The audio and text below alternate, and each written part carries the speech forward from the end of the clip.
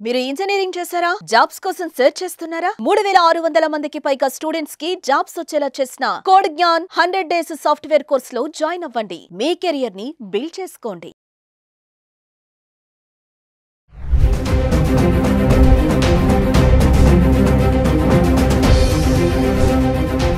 Hi hello నమస్తే welcome back to Suman TV. ప్రస్తుతం మనతో పాటు ఉన్నారు analyst, TEDx speaker, legendary award winner in real estate Nandi Rameshwar Rao గారు. సార్తో మాట్లాడు. నమస్తే సార్. సార్, బంగారం ధరలు మనం చాలా వీడియోస్లో మాట్లాడుకున్నాము. 1 lakh వరకు వెళ్ళిపోతుంది 2025 ఎండింగ్లో అని చెప్పుకున్నాం మనం.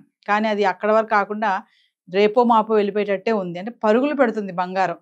అంటే మధ్యతరగతి వాళ్ళకి ఇదొకటి అందరిని ద్రాక్షలా కూడా మారుతుందా అంటే పడే ఛాన్స్ ఏమైనా ఉన్నాయా, ఇంకా పైకి వెళ్ళే ఛాన్సెస్ ఉన్నాయా అంటే మీ అనాలిసిస్లో ఏం చెప్తారు సార్? మనం కరెక్ట్గా 4 నెలలు 5 నెలల ముందు మనం నవంబర్ డిసెంబర్లో ట్రంప్ ఎలక్షన్ అయిన తర్వాత స్టార్ట్ చేసాం ఈ టాపిక్స్.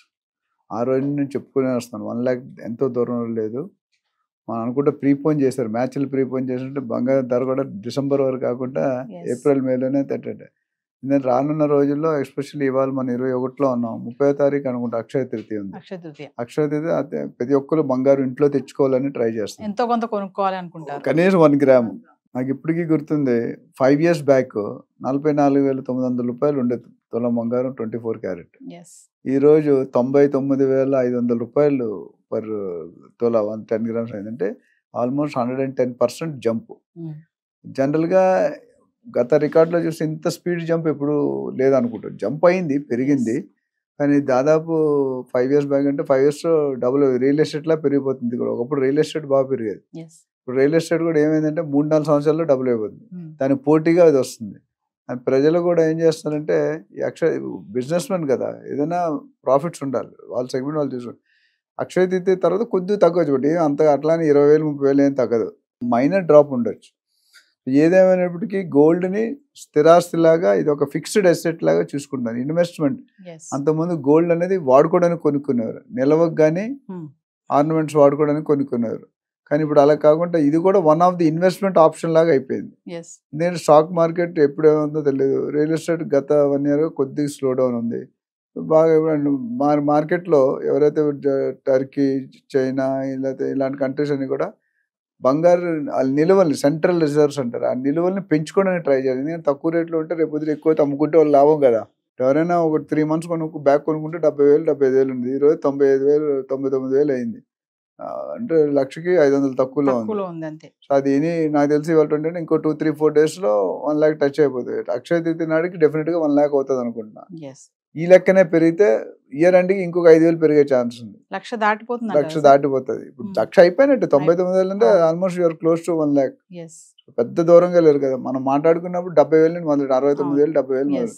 అంటే ఈ గత ఎవ్రీ మంత్ యావరేజ్ 10,000 పెరిగిపోతుంది. మనం 4-5 నెలలు మాట్లాడుతున్నాం, ఎవ్రీ మంత్ 8,000, 10,000 పెరుగుతుంది. సో ఇది గోయింగ్ టు బి వెరీ, ఎందుకంటే డిమాండ్ పెరుగుతుంది. ఇప్పుడు మార్కెట్లో అస్థిరత, అంటే స్టాక్ మార్కెట్లో there is no big commitment. ఎందుకంటే రావచ్చు పోవచ్చు, రావడం పోవడం ఇంకా డబుల్ స్పీడ్లో పోతుంది. నేను ఎప్పుడు చెప్తాను, న్యూటన్స్ లా, గ్రావిటేషనల్ లా ఏంటంటే ఒక రబ్బర్ బంతి మీరు పైకి ఇస్తారనుకోండి, 20 seconds పడితే పడిపోవడానికి 10 seconds పడుతుంది. ఇస్తున్నప్పుడు ఎక్కువ వెళ్తుంది, పడినప్పుడు డబుల్ స్పీడ్లో పడుతుంది. బంగారం కూడా ఇప్పుడు స్టాక్ మార్కెట్ అట్లా ఉంది. ఇప్పుడు ఏమైనా ఈ 3 ఆప్షన్లో చూసుకుంటే రియల్ ఎస్టేట్, గోల్డ్ కొద్దిగా బాగుంది. రియల్ ఎస్టేట్ ఎప్పుడు కూడా నెంబర్ ఆఫ్ టైమ్స్ పెరుగుతుంది, అంటే ఎక్కువ రిటర్న్స్ ఉన్నాయి. గోల్డ్ కూడా దానికి పోటీగా వస్తున్నట్టు అనిపిస్తుంది. అంటే నేను కూడా హమ్ కిసీసే కమ్మి, నేను కూడా దేనికి తగ్గిపోను, నేను కూడా నాకు కూడా ఒక వాల్యూ ఉంది అన్నట్టు అట్లా ఉంది. సో దీనికి కారణాలు అనేకమైన ఉన్నాయి. మనం అంతకుముందు మాట్లాడుకున్నాం, దేశాల మధ్య యుద్ధాలు, ట్రంప్ తాలూకా నిర్ణయాలు, టారిఫ్ ఎఫెక్ట్ కూడా బాగానే పడుతుంది. టారిఫ్ పడుతుంది, డాలర్ వీక్ అవుతుంది.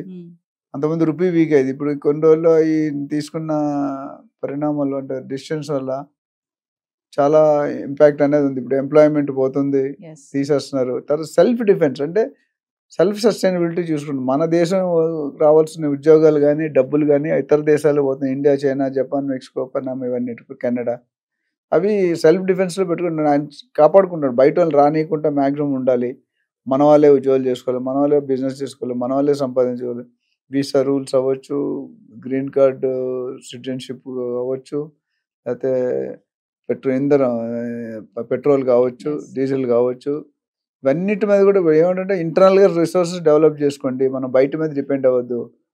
ఎంత ఎక్స్టెంట్కి వెళ్ళారంటే ట్రంప్ గారు ఒక సపరేట్ టీం పెట్టి అది ఓన్లీ రిక్రూట్మెంట్ అండ్ ట్రైనింగ్.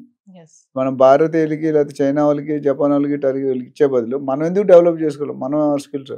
కానీ ఓవరాల్గా మనం తీసేస్తే ఆయన కూడా కొద్దిగా లాస్ అనేది ఉంటుంది. అంటే ఆయన ట్రంప్ ప్రకారం ఆయన దేశాన్ని ఆయన కాపాడుకోవడం తప్పు లేదు, మనకి తప్పుగా అనిపిస్తుంది. ఎందుకంటే మనం ఇంతవరకు కంఫర్ట్ జోన్ ఉండి ఇప్పుడు కంఫర్ట్ జోన్ లాగేసి టైట్ చేస్తున్నారు.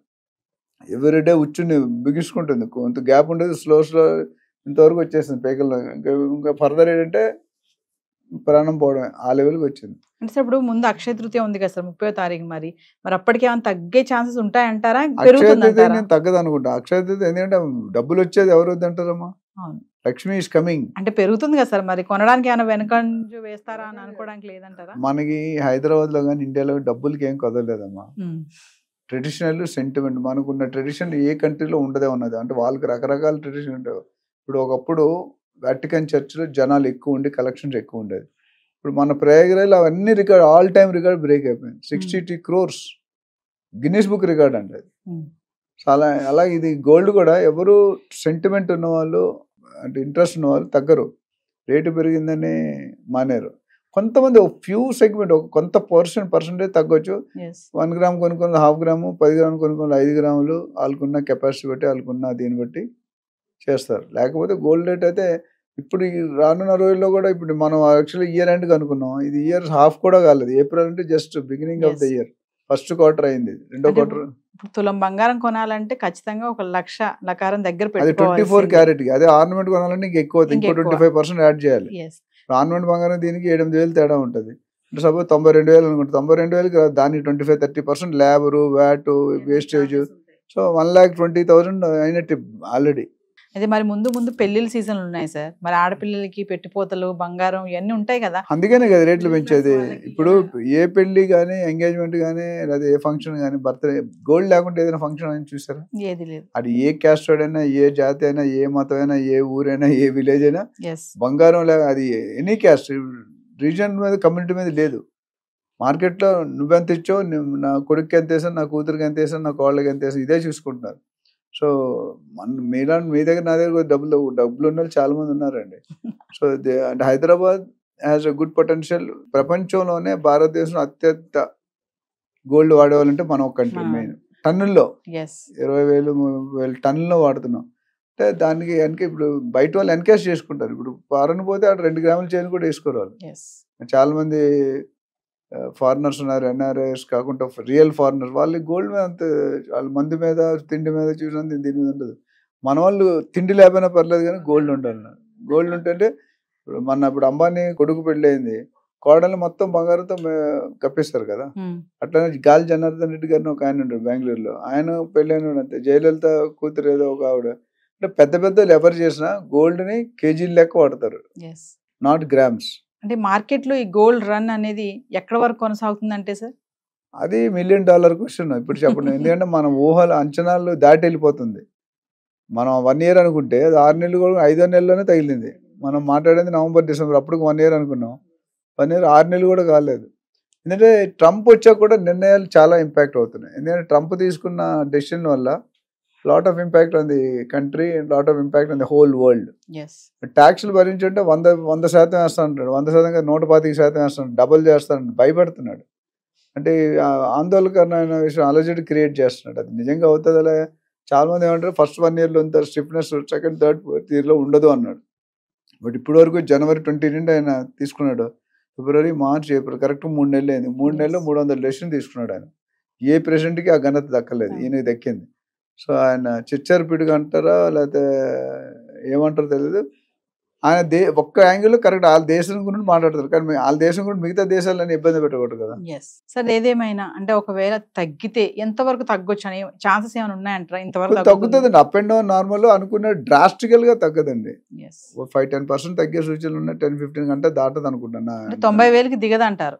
దిగకపోవచ్చు. ఎందుకంటే 1,00,000 కంటే 10% ఒకరు ఇప్పుడు గత 1 month లోనే 10%-15% పెరిగింది గోల్డ్. మన లాస్ట్ టైం మాట్లాడుకున్నట్టు 93,000 ఎంత ఉన్నారు, అక్కడికి 5% పెరిగింది.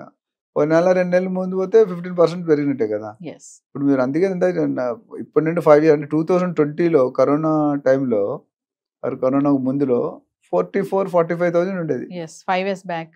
ఇప్పుడు 110%, 45 90 99 అయిపోయింది. సో 110% పెరగడం అంటే it's not a joke. So ఇంకా రేపో మాపు లక్షకి లకారానికి దగ్గరలో ఉంది బంగారం 100% అవుతుంది. 100%.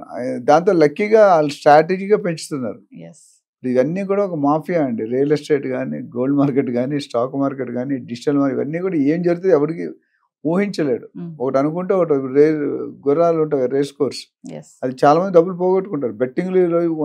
ఎవరో 20 లక్షల బాబు చిన్నపిల్లలు ఆత్మహత్య చేసుకున్నాడు వాళ్ళంతా భరించలేక. ఇది చాలా వెరీ క్యాలిక్యులేట్ అనుభవంతో వెళ్ళాలి, డెసిషన్స్ పెట్టుకోవాలి. ఎవరు పడతారో డెసిషన్ తీసుకుంటే ఇబ్బంది పడతారు.